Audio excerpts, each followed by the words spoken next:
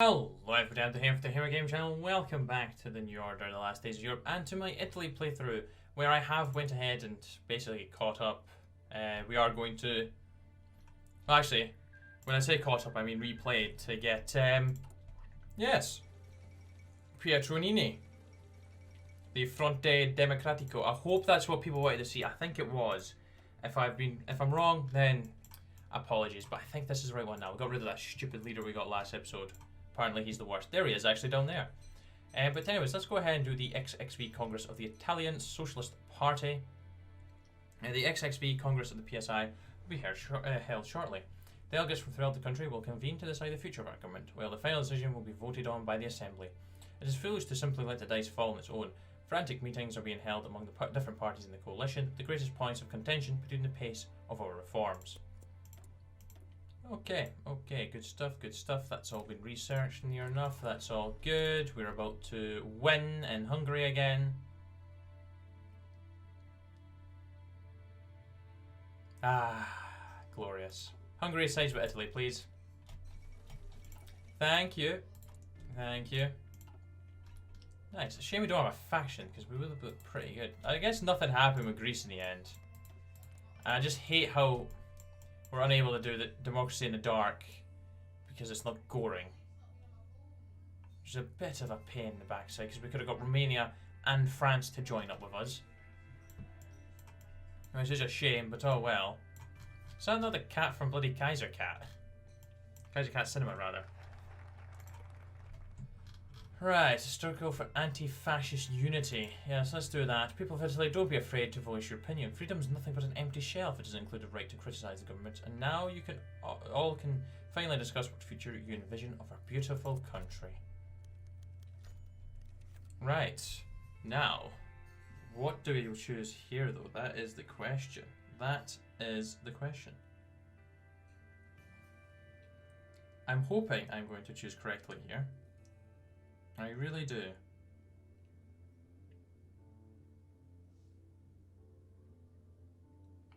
Let's go Lipsock. Let's go Lipsock. So the FDS yes. So NZO sat hunched over his desk, his nose slid up, scattered all over the finely crafted wood, spilling over onto the polyester carpet. He collected a copious amount of material in the two ideological giants battling it out for control of the Fronte Democratico. If we were to read them all off in succession, even the long-gone and long-winded Deuce himself would keel over from boredom. All the same, Enzio knew he had to at least try to make something out of this literally collection. Okay. Yeah, Slipsock. Boom. Fantastic. So that opens up this part of the tree. A meeting in Livorno. Bellinguer wins. Revolution by ballot. We are the people. Purge the armed forces. That sounds great. Rally the constitutional arc. Blood on the debate floor. Oh, do we have a new thing opened up?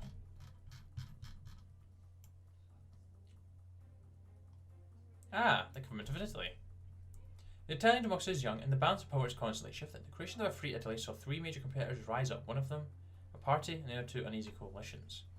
The Fronte Democratico was made up of the Italian Socialist Party, the Italian Social Democratic Party, and a few other minor parties, as well as a small but very vocal radical wing.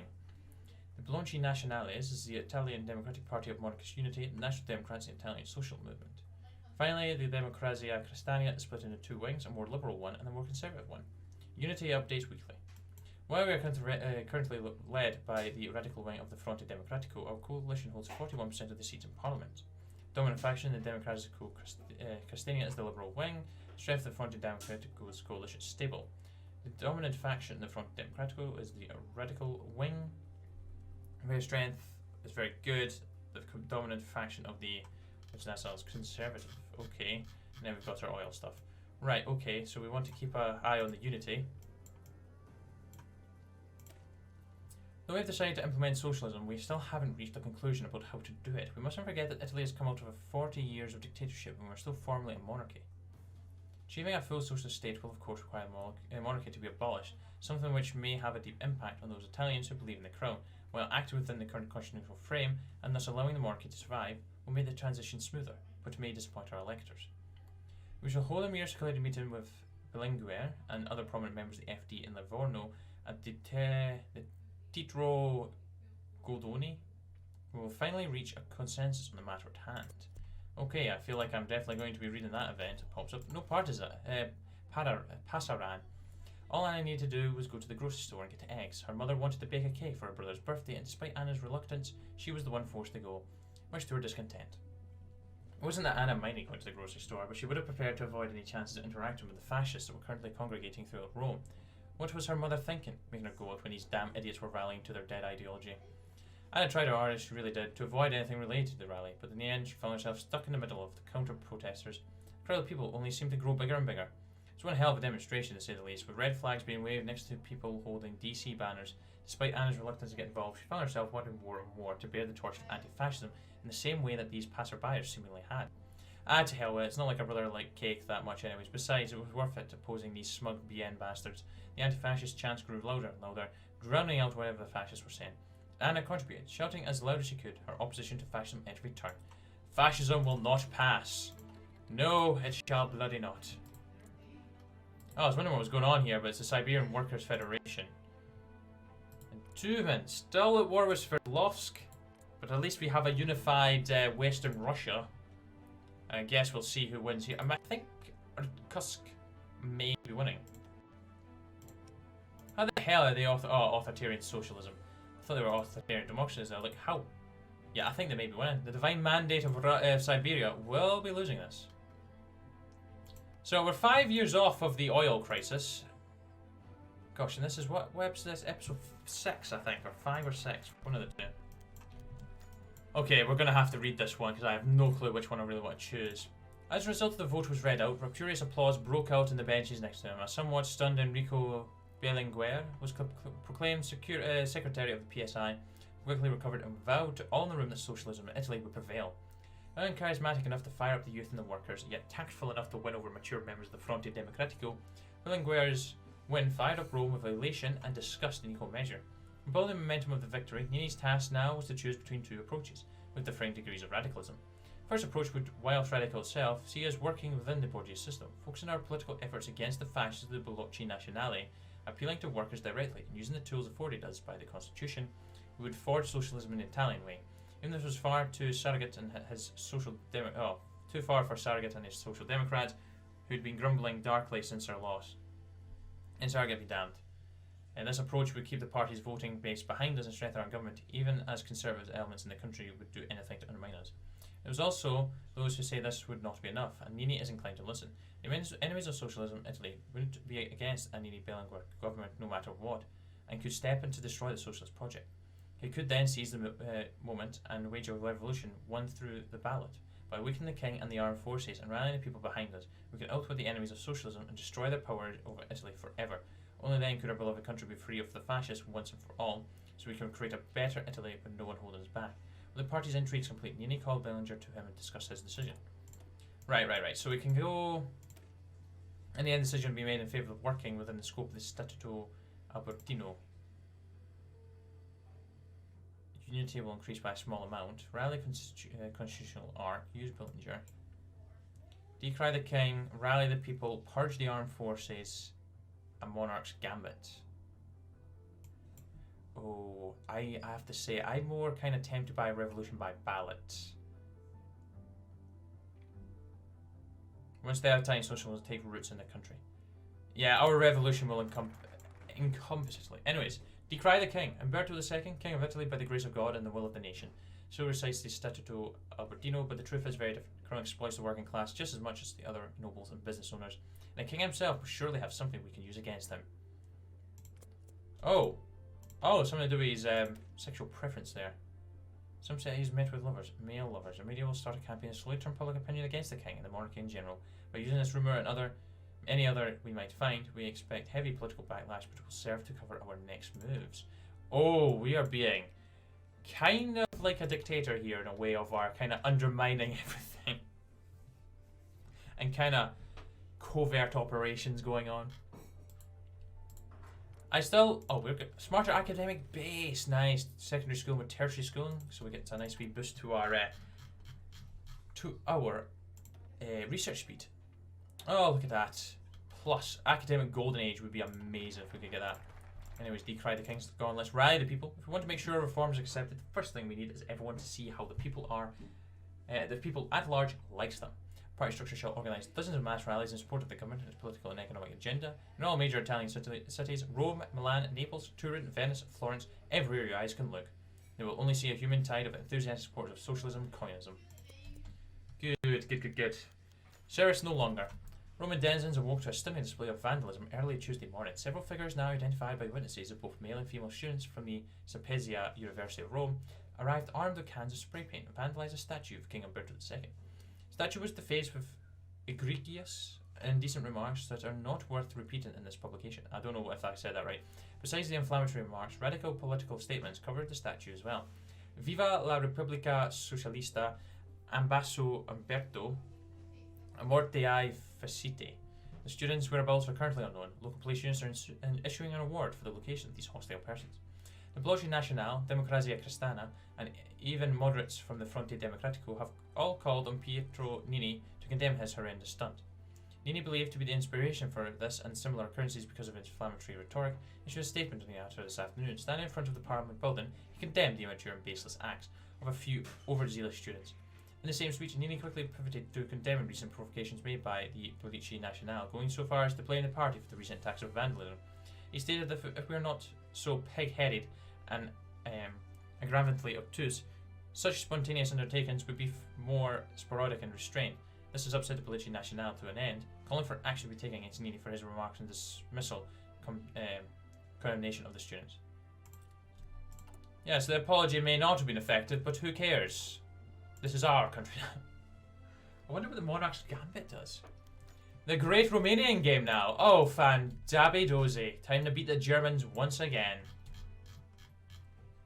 We're sitting on 9. We could risk it, but let's also see what happens with the Germans. Romania, you want to join us as well? Come on. Why would you want to join Bormann and his silly little German faction? Like, the Unity packed my ass. Look at it, it's pathetic. Absolutely pathetic. Oh, we're actually all good on equipment now. Do we actually want to start expanding our army? It's one thing we've not actually done this playthrough. We haven't needed to. We haven't really fought any... Well, in fact, we haven't really fought any wars. We've been involved in wars by sending volunteers. The army has served the Borgias for too long and will never willingly embrace socialism. Risky as it may be, we need to change their minds by force if needed. Our infiltrates in the general staff have indivited a cadre of generals vehemently opposed to our reforms and already accused them of treason with evidence of their political meddling. Ah, yes, we'll lose 46,000. This is a lot of men to be losing, but oh well. Oh, for flip's sake, we are the people.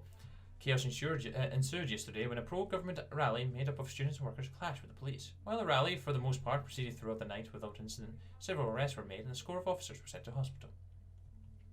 The rally had been planned in advance for weeks, organised by the Fronte Democratico supporters. The purpose of the rally was to celebrate the programmes established and laws passed by the newly elected government, while the plan was to have the rally be attended by several unions, political organisations, including known radical Enrico Berlinguer and his supporters. Word of the demonstration quickly spread. By the night of the event, several student orgs and 1,000 workers spontaneously demonstrated their support by holding rallies in their own or joining in on the official assembly.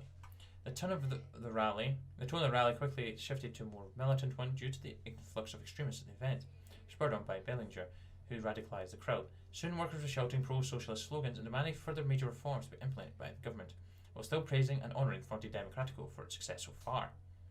Oh my gosh.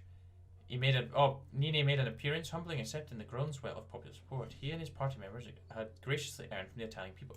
Oh, the people have spoken. Wow, we are shifting this. We have 43% now of the seats in Parliament. We want 100%. We want 100%.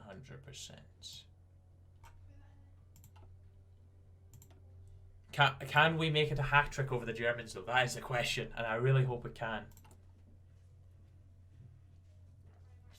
Okay, they're up to 4, that's fine. A light in the darkness.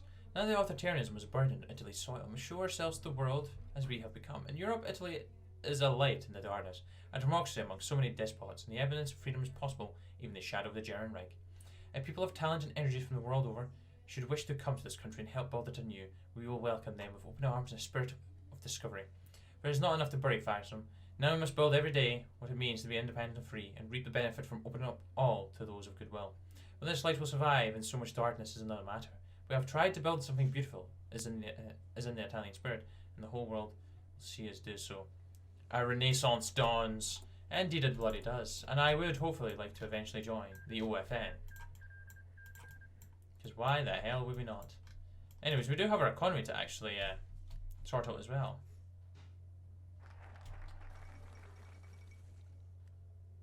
Collapse of the underground state unity. Okay. It's not good, but I don't really care. Anyways, the monarch's gambit. Let's do it. Let's get this event.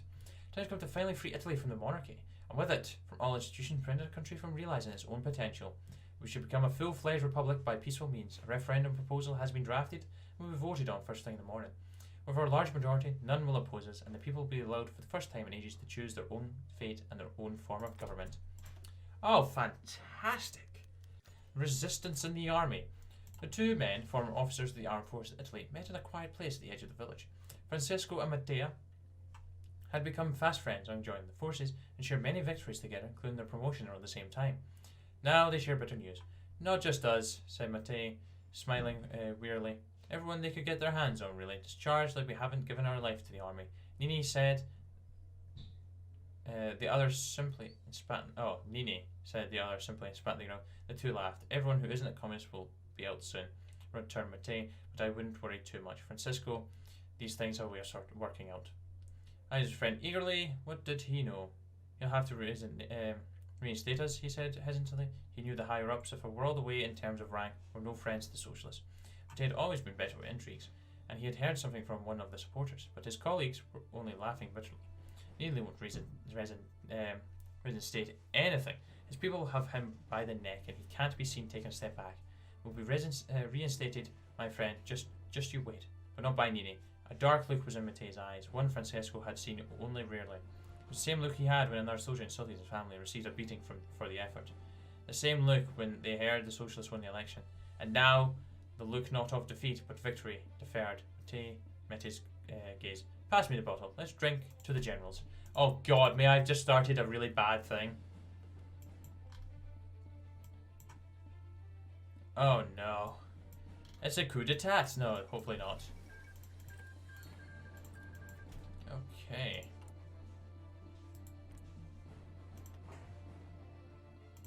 A dinner with Monty.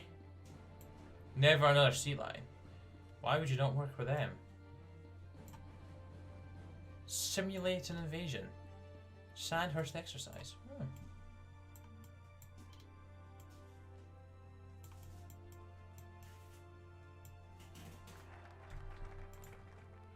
Reach out to old friends. Undermining the Reich. Hunt for Templar. Interesting. Interesting. Okay, anyways, who cares? We're more interested in this. With the FD finally strengthened and ready to fully support our government, we can start enacting our proposed reforms. Parliament already busy with activity. The first drafts are being leaked from the ministries to prominent MPs from most parties so that they can evaluate them and decide whether they will support them or not. Our support as always. A monarch's gambit. Oh gosh. He was nervous, a small phone in his hand suddenly weighing like a boulder. This time everything would go as it was meant to, he muttered to himself. The something called the palace didn't sit well upon his mind. When he passed the law for the first time, failed referendum on the monarchy, nothing had transpired from the Quinernale? Not even the smallest rumour of whisper. Dead silence. Therefore, it came as a great surprise that, now that he had passed the law for a second referendum to be held, the king had summoned him with all due fanfare. While he waited in front of the closed doors, he thought about it. Did he want to bargain? Was he going to abdicate? Yes, that was it. He wanted to officially recognise the right for the Italian people to choose his fate, free from crowns and shackles. Doors opened and he entered the room. Umberto II, King of Italy and Emperor of Ethiopia, stood behind his ornate desk. Welcome, Prime Minister. Please, have a seat, it probably means. King said, a kind smile on his lips. He opened his mouth to speak, but the king was faster. The There will be no new referendum. Politicians' eyes went wide. That's impossible. Parliament has voted. Pierce's voice and expression became loud. The powers given to me by the other time statute, I refuse to proclamate the law and hereby remove you from your office. But what? Do you even consider the implication of such an action? Do you ever think that the consequences of turning a fascist dictatorship into a socialist one? Nenni tried to explain, but suddenly 2 armed commandos entered the room. The king spoke once more, his voice strained by barely contained rage. You're a small man with an even smaller intellect. You may have spent months preparing for this political charade, but I have spent 10 years preparing for democracy to return to Italy, and I will suffer no interlopers. Then he looked at his soldiers. Bring him away. Tell General De Lorenzo to commence execution of Piano Solo. The soldier saluted. Yes, Your Majesty. Brought the former Prime Minister away. What is the meaning of this? Oh no, what the hell have I done? What have I... Oh no, some say that nothing travels faster than bad news. They're wrong. Commandos are way faster. 3 minutes after the former Prime Minister's arrest, everyone at Palazzo Chigi still thought Pietro Nenni was securing the second referendum. Didn't notice a policeman at the entrance quietly leaving. Neither did the suspect when 2 minutes later a controlled power outage disabled all telephones within 100 metres from the palace and the parliament. What made them finally take note was when, the next minute, dozens of carabinieri in metric uniform stormed Italy's political heart. No shots were fired, there was no need. Politicians and party members are not known for their military training. After all, when the first screams echoed in the corridors, there was a first surprise, then worry, and finally panic. Everyone started running to what they didn't know, but surely away from the men in camo uniforms. Some still remember the days of the underground resistance, quietly slipped in the secret corridors, littering the ancient palace, but most weren't that lucky. Half an hour later, the Palazzo Chigi and the Parliament secured hundreds of cabinet and more ordinary uniforms came in dozen transport vans, filling them with ministers, MPs, party officers, bureaucrats, and some still in formal dress, treated like common criminals and sent to the pre-elected reclusion structures. Some MPs from the DC, strangely untouched by the mayhem, protested with the officers now patrolling the empty corridors of what was once the beating heart of democracy, but all got the same answer. The Parliament is closed until further orders. We are not authorised to disclose confidential information. Less than an hour after Nenni's arrest, the operation was complete. The true plan had just been set in motion. The gears of an ancient engine, rusted and rigid after years of stillness, suddenly jumped alive as if electrocuted, shedding the rust and revealing the cold, merciless steel beneath it. What is happening? What have I done?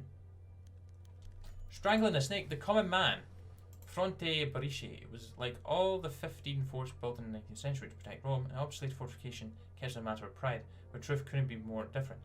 Although brick walls were patrolled by apparently lazy soldiers below them, in a maze of fortified bunkers, hundreds of men and women worked frantically. They weren't soldiers, but much worse for the sim. The feared SIM, I'm just going to keep calling it, well, yes, the feared whatever, had their quarters there. Near one got to a certain room on the 4th underground floor, the tighter the security became. The room was the heart of the sim, filled with knowledge so terrible it could never become public. The gravitational centre of all activity was a small table with a single man dressed in high uniform of the Cabineri, I'm probably saying that wrong every time, held a sealed folder in his hands. The man knew it, for he had sealed it personally years ago, at the behest of the last deuce of fascism.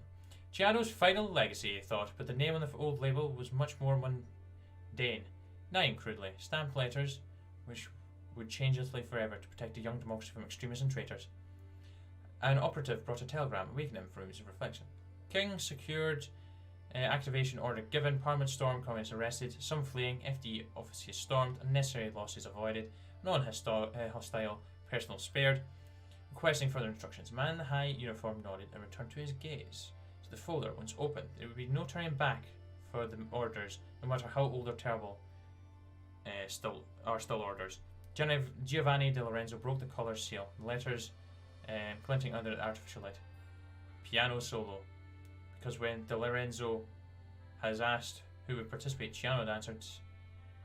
He took the first frail paper titled Azoni. I don't know what that is. Turned to the room. All operatives, silence fell in the room.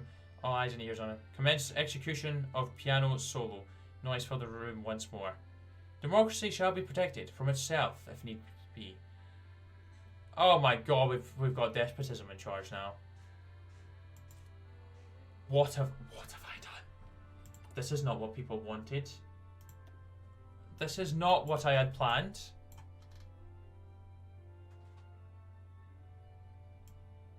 What the hell?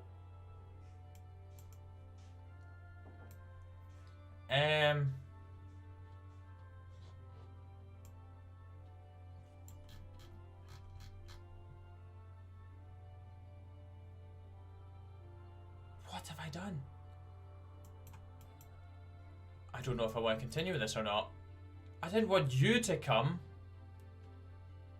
Oh my days, I've ruined this. Actually guys, you know what, let me know if you want to see me continue with this or not. I could go back and I'll see what the feedback is after this episode. But yeah, Giovanni Di Lorenzo's here now. Because why the hell not? Anyways, take care.